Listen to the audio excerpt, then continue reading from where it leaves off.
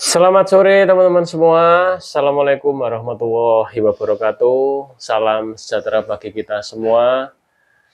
Oke teman-teman, terima kasih sudah bergabung dan sudah klik video ini. Gimana teman-teman kabarnya? Bisa komen-komen. Lama kita nggak live ya eh, di TikTok, di YouTube ini teman-teman.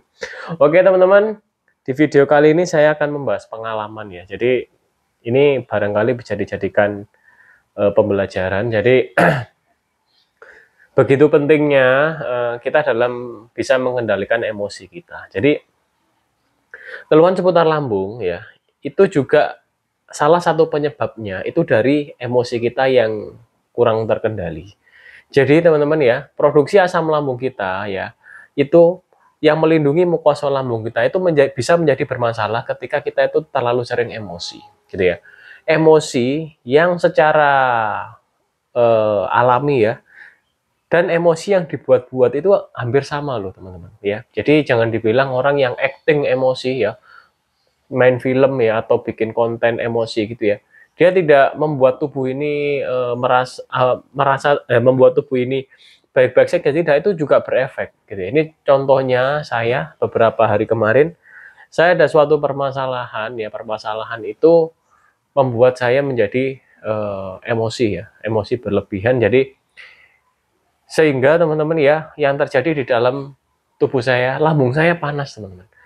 Padahal saya itu mengalami lambung panas itu istilahnya hampir tidak pernah ya. Istilahnya dulu pernah, itu mungkin kebanyakan makan yang sifatnya sambel gitu ya. Namun ini enggak. Jadi ini yang saya rasakan itu adalah keluhan seputar peradangan lambung. Lambungnya panas. Nah, pada saat itu teman-teman saya kaget. Kagetnya apa? Pada saat habis maghrib, lambung itu panas. Pada saat itu, saya biasanya setelah malam itu bikin jahe kunyit gitu ya. Saya minum sebelum saya minum jahe kunyit, perut saya agak panas dikit. Setelah saya minum jahe tambah panas. Loh, kok panas perut saya? Kemudian saya ingat-ingat, ternyata kemarin tuh saya meluapkan emosi terlalu berlebihan ya, sehingga lambung saya ya, lapisan mukosa lambung itu bisa menjadi bermasalah, teman-teman. Kemudian saya minum air kanji ya, pati singkong, saya kombinasikan dengan madu hitam pahit, propolis. Saya stop cuka apel. Karena saya menyadari ini kalau minum cuka apel perut saya tambah panas karena minum jahe itu panas. Akhirnya jahe itu cuma saya minum satu teguk aja. Itu sudah panas, akhirnya saya buang.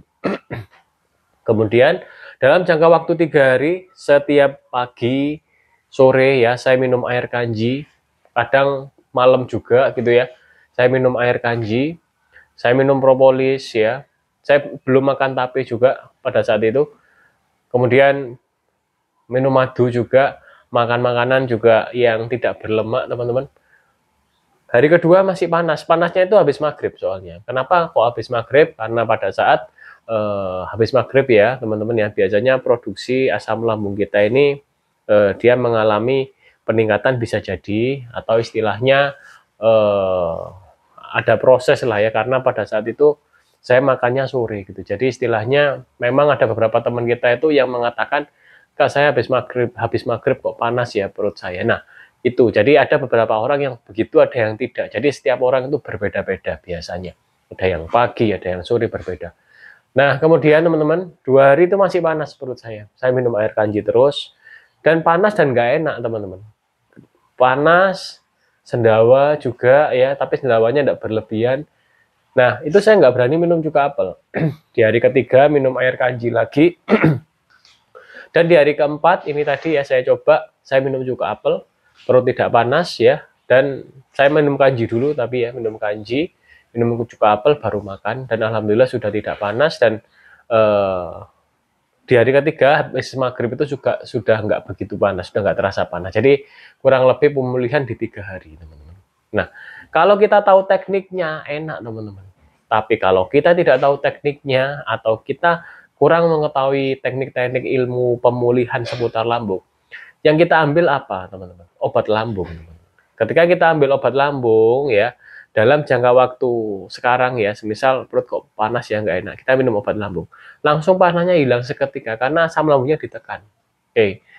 Namun itu nggak apa-apa karena kita menjaga pola makan, produksi asam lambung normal lagi, lapisan mukosa menjadi normal kembali, ya, itu sembuh teman-teman. Nah, yang menjadi permasalahan kita berasumsi setiap minum obat lambung, gejala keluhan seputar lambung yang sifatnya mungkin panas perih hilang seketika, kita mengasumsi itu sembuh. Itu yang membuat kita itu kalau panas ambil obat lambung, panas ambil obat lambung, itu yang nggak boleh. Karena apa teman-teman ya? Sebenarnya kalau kita menggunakan air pati singkong, itu dia itu ada antasida, tapi sifatnya alami. Tidak ada zat-zat kimianya tidak seperti yang mungkin teman-teman konsumsi ya obat-obat mah itu ya enggak. Jadi ini memang alami. Alami dalam artian ada antasida alami yang membantu mengontrol produksi asam lambung. Juga ada nutrisinya, vitaminnya. Nah, itu loh yang membedakan. Perlu kita pahami tubuh kita memerlukan nutrisi. Ya, contohnya saya tadi makan siang, saya kepingin soto, saya makan soto daging. Karena saya sudah terbiasa konsumsi nutrisi dalam setiap makan itu ada karbo, ada sayur ya, vitamin dari sayur, dan ada ikannya ya atau proteinnya. Siang tadi itu nggak ada, istilahnya nggak ada sayurnya karena soto kan nggak ada sayur, ada cuma kecambah sedikit. Dia tidak memenuhi kebutuhan nutrisi dalam tubuh saya. Akhirnya saya pusing teman-teman. Saya pusing, saya minumi air, saya kira dehidrasi, nggak sembuh-sembuh. Terus akhirnya saya makan pisang. Karena lambung saya sudah nggak panas ya, jadi makan pisang aman. Makan pisang 2, kok pusingnya hilang. Terus pusingnya hilang lagi, terus udah saya makan. Saya makan sore dengan nasi, sayur, sop ya, dan ikan dan ayam protein. Dan alhamdulillah pusingnya hilang. Artinya pusing itu apa? Pusing itu alarm. Pahami. Jadi dicari sendiri, pusing kenapa ya? Apakah kurang minum? Dicari. Pusing itu alarm istilahnya. Tubuh kita kurang nutrisi, pusing bisa. Tubuh kita dehidrasi, pusing bisa. Tubuh kita gula darahnya terlalu tinggi, pusing bisa. Contohnya siapa? Istri saya. Kalau mengkonsumsi minuman yang sangat manis ya, atau makanan yang manis, pusing teman-teman. Karena memang gula darahnya tinggi. Nah, itu alarm. Jadi kita harus bisa memahami alarm-alarm ketika bunyi ya. Alarm itu nggak hanya pusing saja. Banyak alarm tubuh kita. Keliengan itu juga alarm. Kemudian apalagi terasa mungkin mual, itu mungkin juga itu juga bisa dikatakan alarm. Jadi sebelum terjadi kerusakan di dalam tubuh kita, kerusakan sel ya, itu tubuh itu sebenarnya mengeluarkan alarm-alarm. Nah, tinggal kita sensitif nggak untuk menangani alarm tersebut teman-teman ya. Jadi seperti itu. Oke teman-teman, sekian video kali ini, semoga bermanfaat. Itu tadi kita membahas seputar pengalaman saya ya, ketika emosi ya bisa membuat lambung luka atau bisa membuat lambung panas. Itu kalau lambung panas ya tidak segera ditangani, atau misalnya kita emosi lagi tidak menjaga pola makan, itu bisa menjadi perih gitu ya. Tapi cukup lama untuk menjadi panas ke perih gitu ya.